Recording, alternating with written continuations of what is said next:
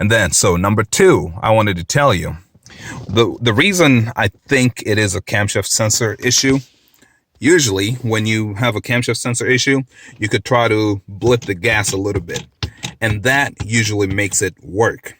I know this sounds good, but it is actually counterproductive to take it all the way to the floor, because, and this is when I'm about to start the car. The reason is, when you have in most modern cars, when you have your pedal all the way to the floor, that is actually a signal for the car to cut fuel. So your fuel pump does not work when you do that, and I'll prove it. Watch. So your car just cranks but doesn't really do anything. So watch.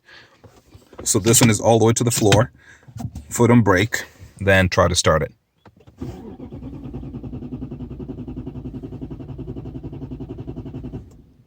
Yeah, did you notice that? So yeah, just so you know, whenever you try to play with these systems, avoid taking it avoid flooring your car during startup, because it ends up doing the exact opposite of what you're trying to do.